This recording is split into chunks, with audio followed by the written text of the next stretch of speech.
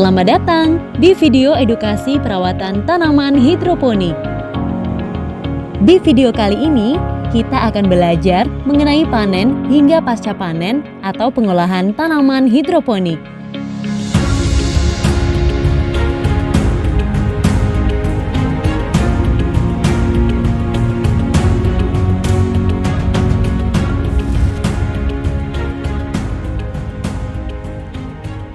Sayuran daun sebaiknya dipanen pada umur yang tepat.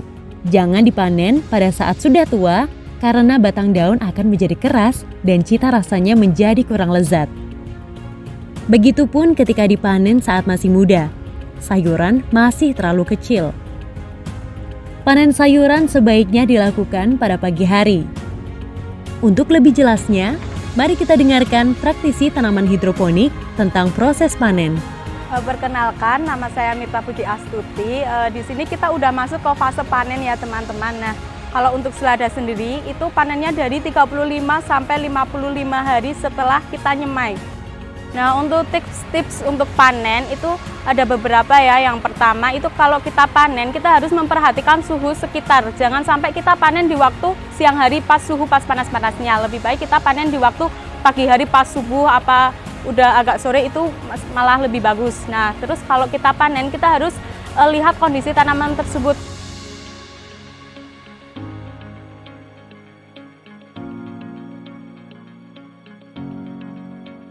Oke, perkenalkan nama saya Afif Bukhari. Saya sebagai pegawai di Maju Makmur. Jadi saya baru saja memanen selada merah. Sebenarnya untuk setiap memanen tanaman itu berbeda-beda, di mana kita harus menyopot dengan secara perlahan. Yang mana ada daun-daun rusak biasanya di bawah, itu harus disortir terlebih dahulu. Biasanya akar ini terlalu panjang, kita potong, tapi jangan sampai habis. Soalnya tanaman setiap selada itu memiliki kandungan sampai 96% air. Jadi untuk daun-daun kering itu biasanya disortirin terlebih dahulu, habis itu kita timbang. Nah, biasanya kalau untuk di atas 150 gram sampai 200 itu terpisah, sampai juga 150 gram sampai ke bawah. Biasanya itu dipisah-pisah. Dan untuk teknik pencopotan dari netpot sendiri juga harus hati-hati, dimana biasanya kan daun itu rawan, jadi emang harus pure, hati-hati dengan perlahan. Kita timbang lagi. Nah, ini 165 gram, jadi kita pisah-pisahin. Oke, setelah dipanen biasanya kita akan pack satu persatu setelah melalui proses pembersihan dan juga penimbangan, dimana setelah itu kita akan mengirim ke berbagai pasar-pasar terdekat, ke warung sayur, pun begitu ke market-market terdekat juga. Selain itu kita juga mengirim ke berbagai kafe, restoran, dan juga catering-catering. Setelah panen dilakukan, langkah selanjutnya adalah packing.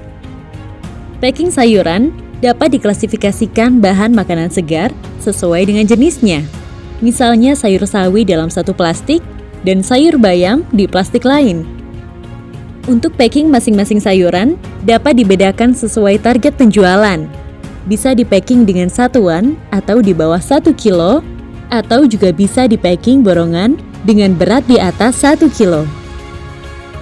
Yang harus diperhatikan saat melakukan packing sayuran segar, pastikan bahwa kemasan yang digunakan tidak membuat produk berembun. Pasalnya, kelembaban pada kemasan bisa menjadi salah satu faktor menurunnya kualitas kesegaran sayur dan membuat layu. Untuk itu, tidak disarankan packing menggunakan kertas koran.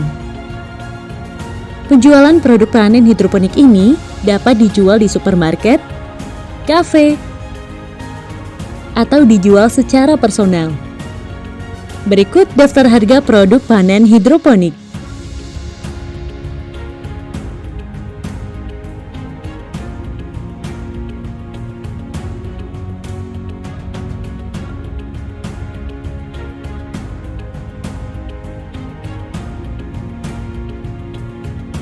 Sayuran yang ditanam dengan hidroponik lebih sehat serta aman untuk dikonsumsi.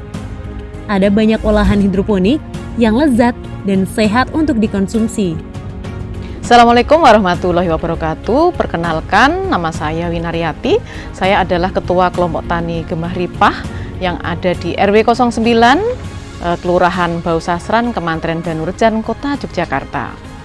Contoh olahan dari bayam Brasil, misalnya stik bayam Brasil, keripik bayam Brasil, ada jus bayam Brasil, ada bakso goreng bayam Brasil, dan juga mie ayam dari bayam Brasil. Dan itu kami olah rutin karena untuk persediaan untuk dipasarkan juga banyak kunjungan-kunjungan ke wilayah kami.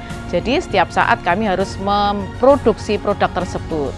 Kami nanti akan panen bayam Brasil dan kemudian akan kita olah menjadi mie ayam bayam Brasil. Dan mie ayam bayam Brasil ini sudah kita ramu sedemikian rupa sehingga sudah masuk ke lidah-lidah para pecinta kuliner yang ada di Kota Yogyakarta. Dan insya Allah doakan kami agar bisa memproduksi mie ini secara rutin dan kami bisa membuka gerai yang ada di kebun ini. Dan cita-cita kami gerainya adalah gerai mie ayam Geri. Geri adalah Gemah Ripah. Bayam Brasil kaya gizi, termasuk vitamin A, vitamin C, vitamin K.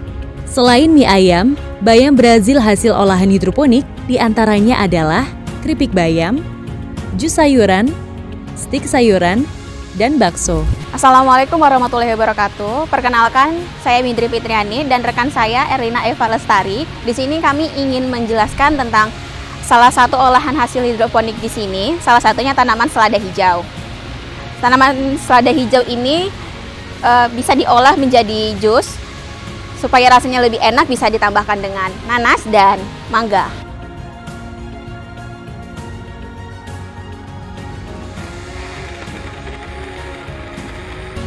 Nah, jus selada sudah jadi. Selain rasanya yang enak dan segar, jus selada ini kaya dengan vitamin A dan vitamin C. Di mana vitamin A dan vitamin C ini bagus untuk kekebalan tubuh kita untuk melawan virus dan bakteri. Nah, sampailah kita di penghujung video edukasi perawatan tanaman hidroponik, mulai dari proses instalasi, penyemaian, pemupukan atau pemberian nutrisi, panen, hingga pasca panen. Tanaman hidroponik ini banyak dipilih karena memiliki beberapa keuntungan seperti jaminan keberhasilan tanaman tumbuh dan berproduksi dengan maksimal, perawatan yang praktis, metode kerja lebih hemat, produktivitas tanaman lebih baik, dan harga jual tanaman hidroponik lebih tinggi.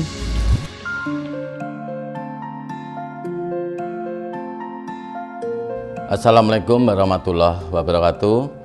Saya Sugeng Purwanto, Kepala Dinas Pertanian dan Ketahanan Pangan Daerah Istimewa Yogyakarta.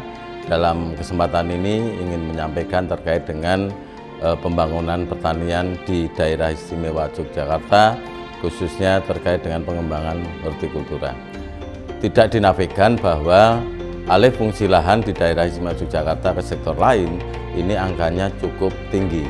Rata-rata per tahun 230 hektar alih fungsi dari sektor pertanian ke sektor lain.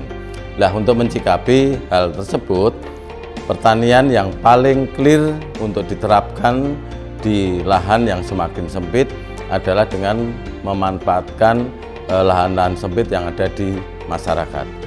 Kemudian tindak lanjut dari itu tentunya teknis budidaya tanaman hortikultura khususnya sayuran ini bisa dilakukan di lahan sempit dengan sistem hidroponik. Sistem hidroponik ini memberikan beberapa keuntungan. Yang pertama tentunya tanaman mendapatkan asupan nutrisi dan lain-lain yang dibutuhkan ini lebih terukur.